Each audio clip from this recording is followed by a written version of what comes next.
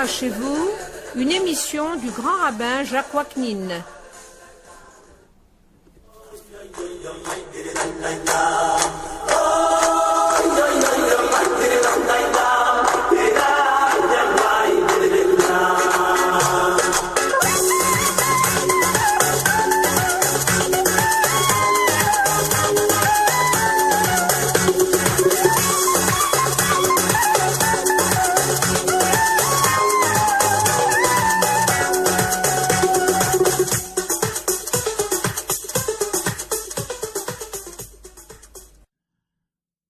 Chers amis, bonjour.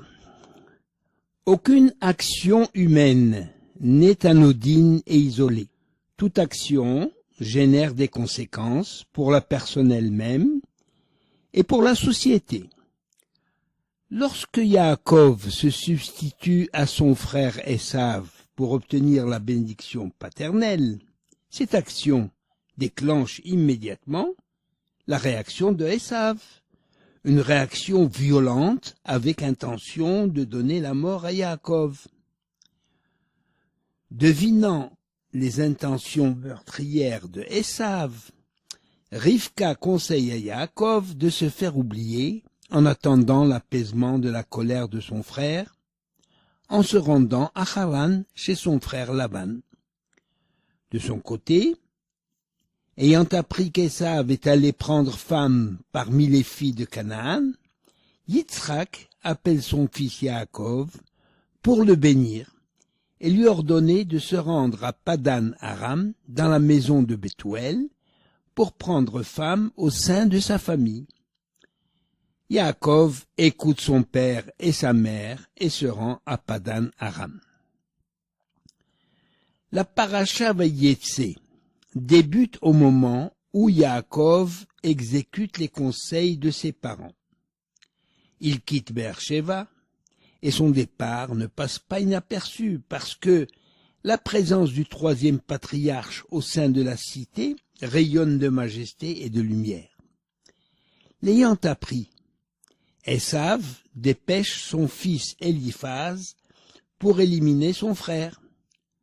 Or Eliphaz, ressentant beaucoup de respect pour son oncle, se trouve devant un grand dilemme, celui d'honorer son père Esav en tuant Yaakov, ou bien préserver la vie de Yaakov au détriment du respect de son père.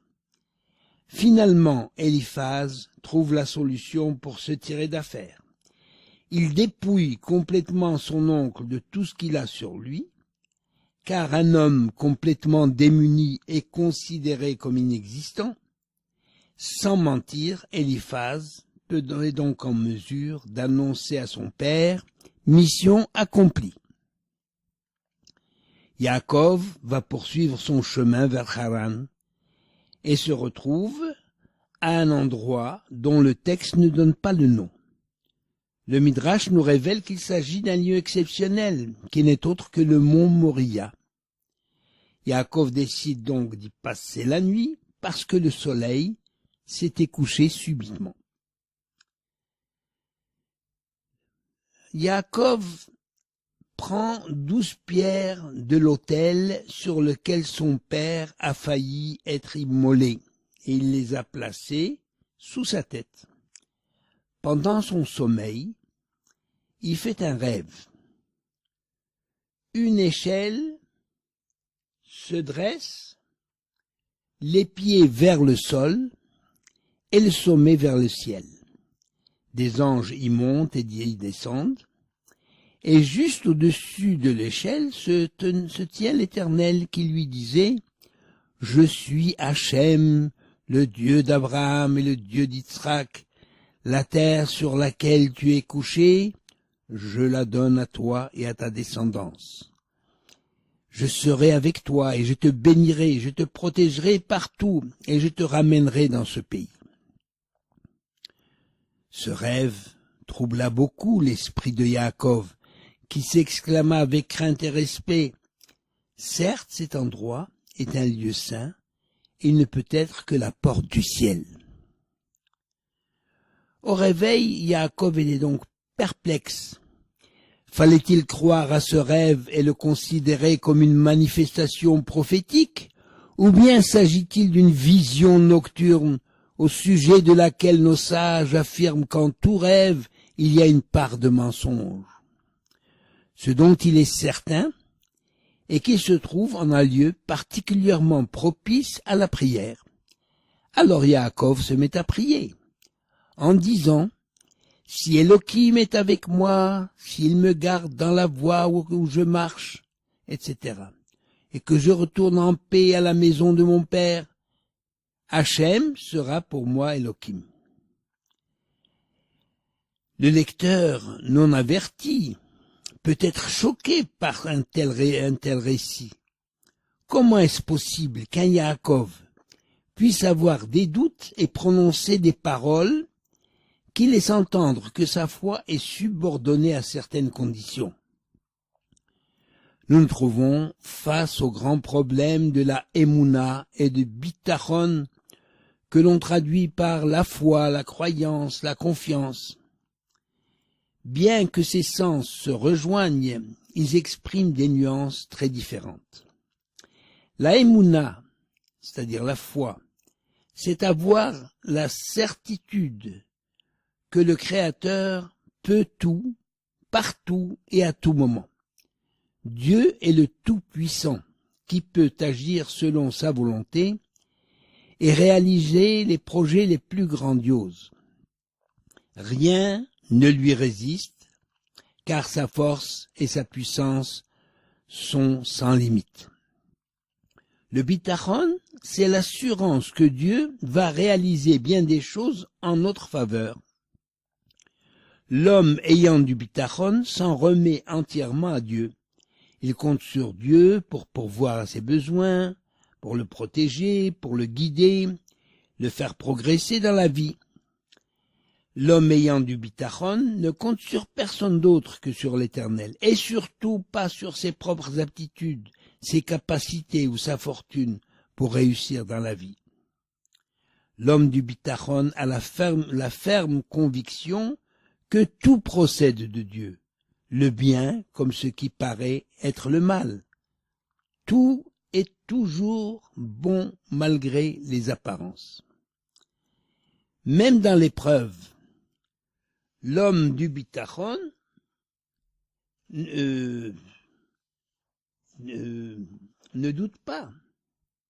Il sait que le salut est en route, même si il tarde à venir. Quand l'homme du bitachon ne doute jamais de Dieu, et lorsqu'il doute, c'est de lui-même. Pourquoi? Shema Yigromachet. Il peut avoir le sentiment d'avoir fauté ou de ne pas mériter les libéralités divines. Lorsque Yaakov se prépare à rencontrer Esav, son frère, après 20 ans de séparation, il est écrit: Vayira Yaakov meod vayetzerlo. Yaakov s'effraya beaucoup et fut saisi d'angoisse. Mais de qui et de quoi pouvait-il avoir peur, puisqu'il avait l'assurance de la protection divine? En fait, Yaakov pensait qu'Esav avait le mérite de s'être occupé de son père pendant 20 ans de son absence. Mitzvah du respect des parents qu'il était dans l'impossibilité d'accomplir. D'autre part, comme Rachid le rapporte, il avait peur, même en état de légitime défense, d'avoir à tuer son frère Esav, ou bien d'être tué par son frère. Yaakov sent donc le besoin de prier, non sans avoir pris au préalable des dispositifs pour se défendre et d'envoyer des cadeaux somptueux pour apaiser la haine d'Esav à son encontre. La Torah nous suggère en quelque sorte de ne pas rester passif, malgré notre totale confiance en Dieu. En définitive, avoir du bitachon, c'est d'abord agir avec toute son intelligence, envisager toutes les possibilités et ne jamais oublier que les résultats dépendent de Hachem, que c'est Dieu qui décide en dernier ressort, et ce que Dieu décide est toujours le bien. Alors nous allons parler maintenant de ce rêve de l'échelle. Il faut d'abord savoir que tout le monde rêve, car le rêve est en quelque sorte un régulateur de sommeil. Plus que cela, il est un facteur d'élévation dans la vie. En effet, le Talmud affirme qu'une personne qui ne rêve jamais est un rachat. Un rachat est une personne qui se complaît dans le mal. Il existe plusieurs sortes de rêves. Le simple rêve, le cauchemar, le rêve prémonitoire, le rêve prophétique, etc. Nos sages disent que le rêve se réalise selon l'interprétation qui lui est donnée. Il existe d'ailleurs des interprètes de rêve. Le phénomène du rêve apparaît plusieurs fois dans la Bible, dont ceux du jeune Joseph, ceux du Pharaon. Et dans l'Antiquité, on attribuait au rêve une valeur de présage. Mais depuis le XVIIIe siècle, même nos sages ont mis l'accent sur son aspect symbolique. Pardon. Le rêve de Yaakov est du genre prophétique. Hachem ne s'adresse pas directement à Yaakov, comme il l'a fait pour Abraham ou pour Yitzhak, pour deux raisons. La première, parce que son père Yitzhak est encore en vie, et la seconde, parce qu'il n'est pas marié. Quel est le sens de ces deux conditions? J'espère un jour le découvrir. Dans son rêve, Yaakov voit une échelle. La vision d'une échelle peut être interprétée de plusieurs manières. L'échelle représente le symbole d'un lien. L'échelle relie la terre au ciel, le matériel et le spirituel. Le Nefesh HaChaim fait remarquer que le texte ne dit pas que cette échelle avait les pieds sur terre, mais vers la terre. Be'inne sulam mutzav artsa, ce qui signifie que la racine de l'homme se situe dans le ciel, et c'est du ciel qu'elle chemine jusqu'à la terre. C'est pourquoi il est écrit « La tête atteint vers le ciel », Verosho magia hashamaima, et le corps vient de la matière, artsa, et c'est-à-dire mutzav artsa, le corps tient vers la matière, tire plutôt vers la matière. Les anges qui montent et qui descendent représentent le mécanisme de la vie. Le cerveau ne commande une action qu'après avoir reçu des informations fournies par les cinq sens. Ainsi se vérifie l'affirmation « L'homme est à l'image de Dieu », car les anges préposés pour informer le maître du monde de ce qui se passe sur terre montent faire leur rapport sur la situation des hommes, s'ils vivent en paix ou dans la violence, s'ils s'adonnent à leur vie spirituelle ou s'ils sont engloutis dans leur vie matérielle. Et les anges du ciel descendent alors pour exécuter les directives décidées par l'Éternel. Donc cela explique pourquoi la Torah parle des anges qui montaient et qui descendaient, parce que les anges normalement viennent du ciel, mais il y avait des anges qui sont préposés sur la terre. L'échelle est symbole d'argent, car Soulam, en hébreu, a la même valeur numérique, 136, que le mot mammon, qui signifie la richesse, mais aussi que le mot oni, la pauvreté. C'est-à-dire l'argent peut aider l'homme à monter au ciel, s'il sait bien le gérer, en soutenant par exemple des institutions d'études de la Torah ou bien des personnes en difficulté. Dans le cas contraire, l'homme n'emporte rien de sa richesse avec lui dans la tombe, et il meurt comme un pauvre. Sa famille et ses sujets reprochaient au roi Munbaz de dilapider son argent en tzedaka.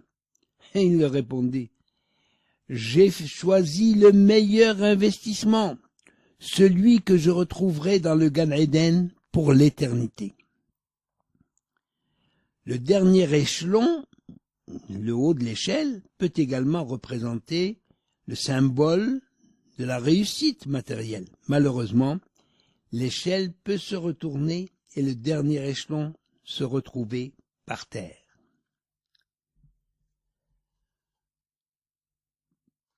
En route pour Haran, Yaakov fait cette déclaration étonnante. Si Dieu me donne du pain à manger et un vêtement pour me vêtir, c'est tout? Il se contente de si peu? En fait, la recherche du luxe, du superflu, caractéristique de notre société, fausse l'échelle des valeurs. Il est légitime de se préoccuper de ses besoins matériels, c'est même un devoir de le faire, mais à condition de ne pas l'ériger en but de notre vie. À propos d'Abraham, il est dit, et Hachem bénit Abraham en lui donnant le tout. Hachem berach et Abraham bakol. Alors on pose la question, est-il possible de tout avoir dans la vie? La Torah a voulu dire qu'Abraham se contentait de ce qu'il avait et n'exigeait rien davantage. On peut rappeler l'attitude de Zushia d'Anipoli qui disait aux personnes venues constater son état de pauvreté, « Mais savez-vous que je suis le plus riche du monde? Je n'ai aucun manque. Je possède tout ce qu'il me faut. » Cette qualité de contentement contribue au véritable bonheur dont beaucoup devraient s'inspirer en mettant fin à leurs insatiables envies de tout posséder. Le Chafetz Chaim disait, lorsqu'il s'agit du ciel, il faut toujours regarder vers le haut, c'est-à-dire, dans le domaine spirituel, il faut toujours avoir l'ambition de s'élever.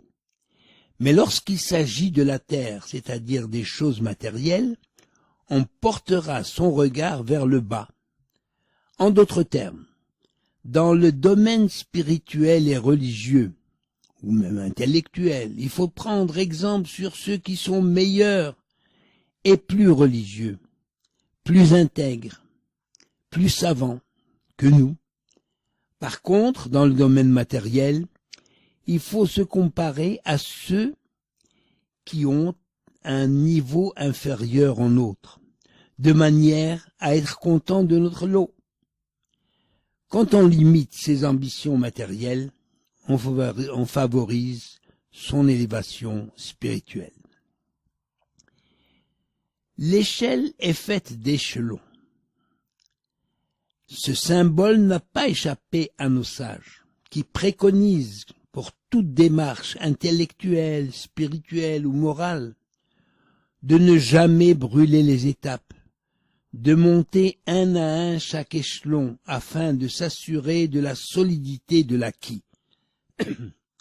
Cette pratique est surtout conseillée dans le domaine de l'étude de la Torah et de la prière. La valeur numérique de Kol, qui veut dire la voix, dans la trilogie de Rosh Hashanah, Tzom, quand on dit Utshuva, Utfila, Utzdaka, Ma'avinit Roa Gzera, en dessous il est écrit Tzom Kol Mamon, c'est-à-dire le jeûne, la prière et l'argent, eh bien, Ma'avinit Roa Gzera change le décret divin, ou efface les décrets divins. Nos sages font remarquer que le mot Tzom, le mot Kol et le mot Mammon ont la même valeur numérique qui est égale à 136, celle justement du mot Soulam, pour nous signaler que l'échelle dont a rêvé Yaakov Avinu a aussi un rapport à la prière. Les anges qui montent portent nos paroles de prière jusqu'au ciel, et les anges qui descendent nous rapportent la réponse divine et sa bénédiction. L'échelle est également symbole du tzaddik, dont les prières montent au ciel, entraînant avec elles celles des personnes qui les sollicitent. D'où la recherche de la proximité d'un tzaddik, personnage central dans la communauté chassidique. Quand Yaakov se réveille, il s'aperçoit que les 12 pierres s'étaient fondues en une seule, l'une dans l'autre, et ne formaient plus qu'une seule pierre. Il a compris qu'il va se trouver à la tête de 12 tribus qu'il faudra unir en un seul peuple, l'unité ne signifiant aucunement l'uniformité, puisque chaque tribu a une mission et une vocation propre selon ses aptitudes et son caractère. Achen yesh Hashem bamakom hazeh ve'anochi lo yadati. Assurément, l'Éternel est présent à cet endroit, et moi je l'ignorais. C'est la réflexion qu'il se fait en se réveillant. Alors nos sages disent, quand Anochi, ça veut dire moi, ça veut dire lorsque son ego, son moi, s'interpose entre la personne et Dieu, l'homme n'aperçoit pas la divine présence. Le fait de braquer son regard sur soi empêche son regard de se porter sur autrui et sur Dieu. Au contraire, l'homme modeste, humble, n'est pas son propre point de mire, et même s'il est tiré vers la terre, alors il devient vraiment grand et il peut atteindre le ciel à l'image de Dieu. Car nous savons, où il est écrit, que partout où il est question de la grandeur du Saint béni soit-il, il est fait mention de son humilité, et la grandeur de l'homme réside aussi dans son humilité. Beracha ve'hatzlacha.